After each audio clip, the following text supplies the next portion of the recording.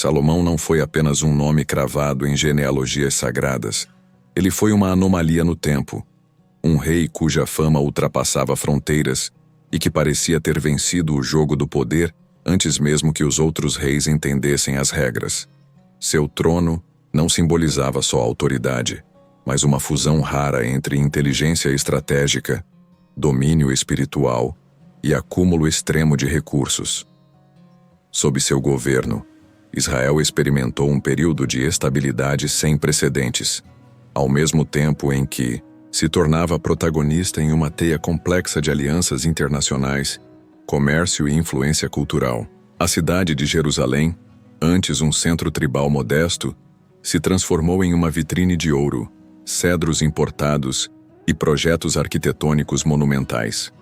Mas por trás dos relatos de sabedoria quase divina, havia engrenagens movidas por decisões, políticas arriscadas, tratados ocultos e estruturas sociais que sustentavam esse brilho com sombras. Até que ponto essa grandeza foi construída com justiça? E onde começa a exploração? A história de Salomão contada nos livros escolares ou nas liturgias dominicais tende a apagar camadas que revelam muito mais do que apenas um rei virtuoso. Ele foi também um arquiteto de poder, que operava dentro de uma lógica típica dos grandes impérios do mundo antigo. Concentração de riqueza, centralização administrativa e uso da religião como ferramenta política. A figura que ergueu o Templo de Jerusalém é a mesma que manteve um sistema de tributos pesados e requisitou trabalhos forçados de povos vizinhos submetidos. A Bíblia não esconde esse detalhe, mas ele frequentemente passa despercebido. Qual era o verdadeiro custo da glória de Salomão? Até onde ele foi capaz de ir para sustentar uma estrutura de governo que se dizia santa, mas funcionava com engrenagens muito semelhantes às dos impérios egípcio, assírio e babilônico? Se você busca interpretações que vão além da superfície e revelam os bastidores históricos por trás das figuras mais enigmáticas da Bíblia, inscreva-se no canal. Aqui, a história é investigada com profundidade, sem filtros devocionais, nem simplificações fáceis. A compreensão começa onde termina o senso comum. Ele não herdou a paz. Ele a construiu com uma rede de acordos internacionais habilidosamente firmados. Embora seu reinado seja lembrado como um tempo de paz, o termo é enganoso. A ausência de guerra direta não significa ausência de conflito. Salomão participou de um jogo diplomático de altíssimo nível, em que o casamento era uma ferramenta de Estado, os recursos naturais eram moeda geopolítica, e a religião era a linguagem oficial para consolidar alianças. Ele não apenas governava, ele operava como um mestre da engenharia política. É nesse ponto que a imagem do rei sábio começa a se chocar com a do homem que explorava as engrenagens do poder com frieza. Porque junto com a fama, vieram as exigências. Para manter seu reino funcionando, Salomão dividiu o território em distritos administrativos, cada um responsável por sustentar o palácio com suprimentos e tributos. Era um sistema de arrecadação eficiente, mas pesado. E o próprio texto bíblico sugere tensões internas. O povo começou a reclamar do fardo imposto por esse rei, que, embora justo em seus julgamentos, não hesitou em explorar os recursos humanos e materiais da nação. Se a sabedoria de Salomão era tão grande, por que ele precisou de tanta estrutura, tanto ouro, tantas alianças e tanto controle? O que isso revela sobre o real funcionamento do seu reinado? Essas perguntas não diminuem sua grandeza, mas tiram a narrativa do pedestal da idealização e a colocam sobre o terreno concreto da história. E é nesse terreno que começamos a descobrir a verdadeira face de um rei, que talvez tenha sido mais próximo dos grandes imperadores do mundo do que dos santos das tradições religiosas. A engrenagem que movia o império de Salomão não era apenas feita de pedras preciosas, tributos agrícolas ou alianças militares. Ela também era sustentada por pessoas, principalmente mulheres, que foram usadas como peças diplomáticas e símbolos de status. O famoso harém do rei, descrito com 700 esposas e 300 concubinas, não era apenas um exagero oriental para enaltecer sua grandiosidade. Era, acima de tudo, uma estrutura política cuidadosamente arquitetada. Cada mulher que entrava em seu palácio representava uma aliança selada, um tratado firmado, uma paz comprada. Eram princesas estrangeiras, jovens de famílias influentes, ou mesmo capturadas de povos subordinados. Elas não apenas viviam ali, elas compunham uma rede diplomática viva. Essa prática estava longe de ser exclusiva de Salomão. Impérios como o egípcio e o hitita já utilizavam casamentos como meios de firmar acordos internacionais. Mas no caso de Israel, cuja fé baseava-se em mandamentos claros contra a idolatria e a mistura com culturas pagãs, a dimensão do harém salomônico ganhava um contorno moral delicado. Muitas dessas mulheres traziam consigo seus próprios deuses, seus rituais e costumes. O texto bíblico não ignora esse ponto. Afirma que, na velhice, Salomão permitiu que seus amores o desviassem, erguendo altares a divindades estrangeiras em nome delas. O rei sábio, aquele que construiu o templo ao Deus de Israel, também abriu espaço para cultos a divindades como Astarote, Moloque e Quemos, algumas associadas, inclusive, a práticas como sacrifícios humanos. Por trás da fachada do harém, havia não só desejo ou vaidade, mas também um mecanismo funcional de governo. Manter tantas mulheres significava manter uma corte ampla, dezenas de servos, roupas, joias, templos particulares e protocolos. O custo era imenso, e quem sustentava tudo isso era o povo. O mesmo povo que começou a reclamar das cargas impostas e das desigualdades visíveis entre o luxo palaciano e a vida comum nas tribos de Israel. A figura de Salomão, portanto, não pode ser lida apenas como a do homem sábio que escrevia provérbios e julgava com justiça. Ele também foi alguém que estruturou um sistema de poder onde corpos femininos eram moeda, e onde a espiritualidade podia ser negociada em troca de estabilidade política. As concubinas e esposas estrangeiras também serviram como agentes de influência cultural. A presença de tantas identidades dentro do palácio significa que Jerusalém estava em contato constante com ideias, práticas e crenças de todo o crescente fértil.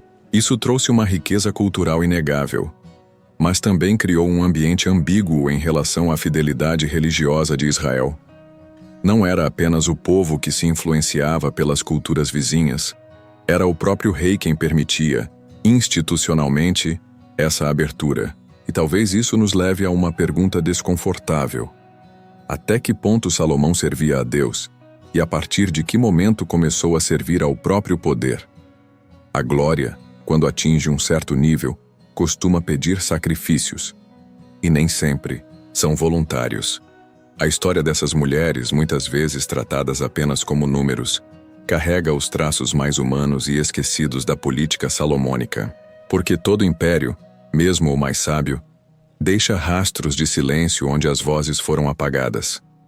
Se as estruturas de poder salomônicas eram sustentadas por alianças, tributos e um harém político, havia ainda um componente menos visível, mas igualmente determinante: o simbólico. Salomão entendeu que reinar não era apenas controlar territórios e recursos, mas também dominar narrativas, mitos e arquétipos. O rei que julgava entre duas mulheres disputando um bebê não apenas aplicava justiça, ele encarnava a própria sabedoria divina. E é justamente nessa zona cinzenta entre o histórico e o lendário que surgem relatos que ultrapassam a lógica convencional, aproximando Salomão de uma figura quase mítica, com poderes que beiravam o sobrenatural. É nesse ponto que textos não canônicos começam a preencher lacunas deixadas pela narrativa bíblica tradicional. Entre esses textos, um dos mais enigmáticos é o Testamento de Salomão, um manuscrito atribuído ao período helenístico, mas que traz ecos de tradições orais muito mais antigas. Nele, Salomão é retratado como alguém que não apenas falava com anjos, mas também tinha autoridade sobre demônios. Segundo o relato, ele recebeu de Deus um anel mágico, com o qual podia comandar seres espirituais e forçá-los a realizar tarefas, inclusive a construção do próprio Templo de Jerusalém. Essa visão de um Salomão mago e exorcista se distancia radicalmente do sábio austero descrito em Provérbios, mas aproxima-se de uma tradição que ecoa nos bastidores da cultura judaica e mais tarde na tradição islâmica e até na literatura esotérica europeia. O Anel de Salomão, nesse contexto, não é apenas um objeto de poder. É um símbolo de domínio sobre as forças invisíveis que governariam o mundo espiritual. Demônios como Asmodeus, por exemplo, são citados como sendo subjugados pelo rei, obrigados a revelar seus nomes, funções e fraquezas, numa espécie de manual ocultista ancestral. Ainda que esses relatos não façam parte do cânon bíblico, eles não podem ser simplesmente descartados como fantasias. Eles revelam como, ao longo dos séculos, a figura de Salomão foi sendo ressignificada para atender às inquietações de diferentes culturas e épocas. A busca pelo saber absoluto, pelo controle do invisível e pela autoridade espiritual e material é uma constante humana. E em Salomão, essas dimensões se fundiram de maneira tão intensa que ele passou a ser visto como uma ponte entre o mundo físico e o metafísico. A própria tradição cabalística, surgida séculos depois, bebe dessa construção. Salomão aparece como o detentor de conhecimentos secretos, capaz de manipular os nomes de Deus e acessar realidades espirituais vedadas ao homem comum. Ele deixa de ser apenas um rei e passa a representar o arquétipo do iniciado, aquele que viu, compreendeu e governou aquilo que está além da compreensão humana. Essa transformação simbólica revela muito mais sobre a mente humana do que sobre o próprio Salomão histórico, mas, ao mesmo tempo, indica como sua imagem foi moldada para ser um espelho das nossas maiores ambições. Porque, em última análise, o fascínio por Salomão como mestre dos espíritos não é apenas uma curiosidade mística. É uma tentativa de explicar como um homem pôde reunir tanto poder sem ser contestado, como pôde construir tanto sem se sujar com o barro dos conflitos cotidianos. E talvez essa explicação só fosse possível quando o rei deixasse de ser apenas um homem e começasse a habitar também o reino dos símbolos, onde até os demônios reconhecem autoridade. A transição de Salomão de rei terreno para figura mística não apenas ampliou sua influência nas gerações seguintes, como também criou um paradoxo intrigante. Quanto mais se mitificava sua imagem, mais difícil se tornava reconhecer o homem por trás da lenda. As fontes bíblicas o apresentam como filho de Davi e Batseba, herdeiro legítimo de um trono consolidado.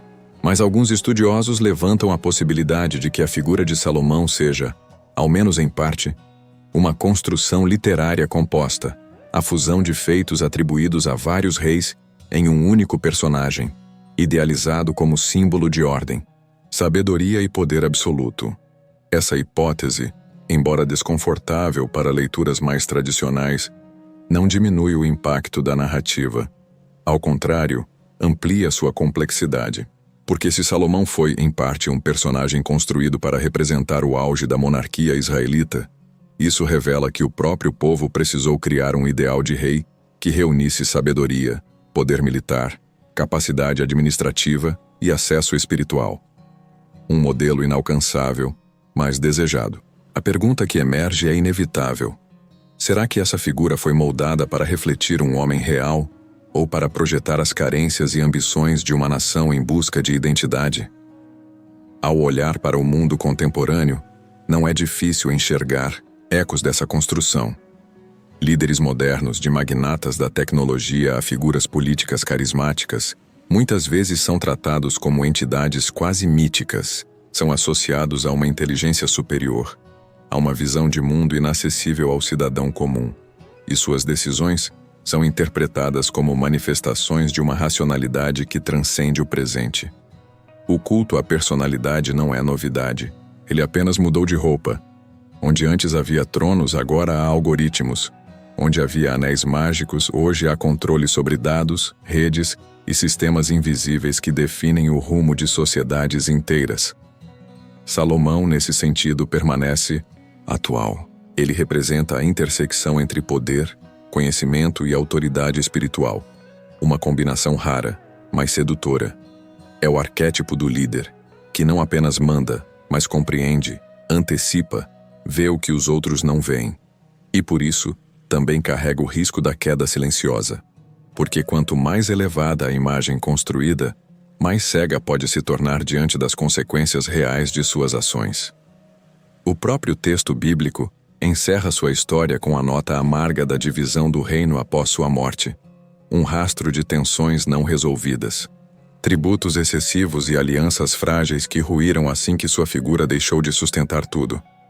Mas talvez o legado mais inquietante de Salomão não esteja nas riquezas acumuladas ou nos demônios que teria controlado, e sim na lição silenciosa que sua história deixa. O poder, por mais brilhante que pareça, tem um custo. E esse custo, quase sempre, é pago por aqueles que não aparecem nos registros. Escravas sem nome, trabalhadores forçados, povos estrangeiros absorvidos por tratados, súditos submetidos a impostos para sustentar a ostentação de um trono que se dizia sagrado. Esse é o outro lado da sabedoria, a consciência de que todo império tem seu preço. E que a verdadeira grandeza de um líder talvez não esteja enquanto ele conquista, mas enquanto ele consegue manter íntegro enquanto exerce o poder. Se esse tipo de abordagem faz sentido para você, aproveita para se inscrever no canal e deixar o like, isso ajuda muito a manter esse conteúdo vivo por aqui. E já fica o convite. O próximo vídeo vai seguir desvendando camadas esquecidas da história bíblica. Te encontro lá.